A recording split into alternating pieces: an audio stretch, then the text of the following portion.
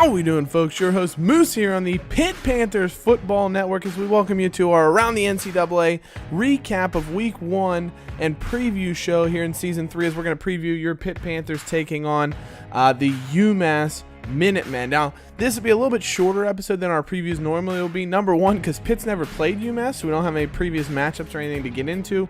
Plus, we just did our season preview episode. If you haven't watched that, go back and take a look at it. That'll get you well versed on the Panthers roster this season, as well as get you tuned up on the NCAA as a whole. But we will take a look at some of the big games that took place in Week 1. Of course, your Panthers had a bye.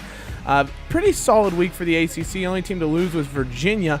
Clemson with an unbelievable 49-17 win. What was incredible about this one, if you look at the stats, Clemson had 3 interception returns for a touchdown, one of them by Isaac Lambert, the freshman who we actually made a very hard push for last year, and unfortunately we came up as second in his grouping, of course, behind Clemson, who he ended up signing with. What's amazing, Clemson, 231 yards of offense. Texas A&M actually outgained them, but they lost by 32 points because of all those defensive touchdowns by the Tigers. So an unbelievable performance by your two-time defending national champions. Penn State with a huge 59-10 victory over Temple. Barkley and McSorley each had 3 touchdowns in that one.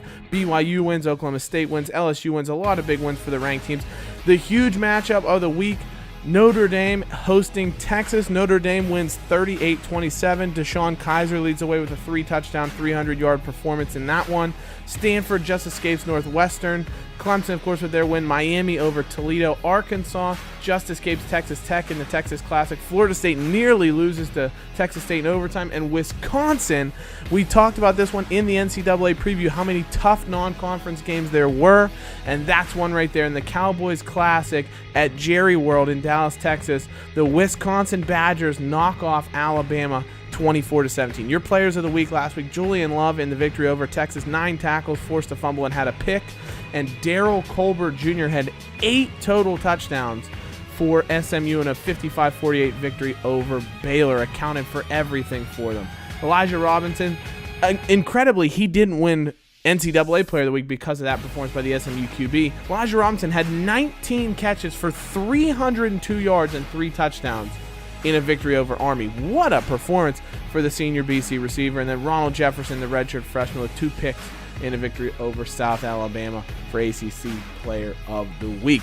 So now we'll take a look at the top 25 poll. I didn't show you guys the full top 25 poll in the NCAA preview, so you'll see what it looks like here at the end of Week 1. Clemson jumps to number 1 as Texas loses, of course, to Notre Dame, and they fall to number 7. So not too far of a fall for the Longhorns because they play Notre Dame tough, but Notre Dame jumps up to 2 with that turn of events. Miami's up to 3, Florida State to 4, LSU to 5, Ohio State to 6, Texas to 7.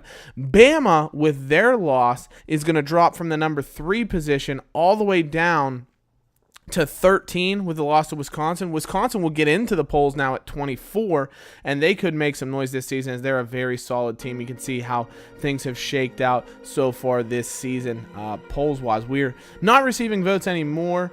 We were previously, but we'll see what happens here after Week 2. So big games in Week 2. Notre Dame, they come off a huge victory over Texas, and now they have to go to Louisville and take on the Cardinal as part of their ACC kind of matchup series. So another tough game for Notre Dame, and Herbstreit's actually picking the Cardinal with Lamar Jackson to come away victorious. Auburn in a big SEC matchup hosting Florida, both of those teams with SEC, conference championship hopes. Herbstreit's picking the Tigers to win. And then finally, Texas A&M heading to Southern California to take on USC. And Herbstreit likes the Trojans over A&M, who's on a bit of a losing skid in that particular matchup.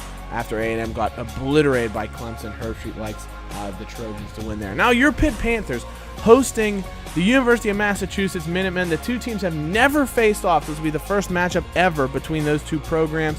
And Herbstreit and everyone else is picking your Pitt Panthers to win fairly handily. And it'll be one of those games where, you expect the Panthers to try and just see how things go. They've got a lot of guys that they want to get involved in the offense, just see how they can contribute. Word is coming out of the Panthers camp that they expect to see a lot of rotation as far as players are concerned, both on the offense and defensive side of the ball. So expect some of those true freshmen, some of those 4 and 5 stars, to get to see a decent amount of playing time. The likes of CJ London at running back, Paul Lease at receiver, Ronnie Baker at defensive end. Expect to see those guys on the field, especially if the game, gets out of hand or the Panthers are able to kind of take control of that one.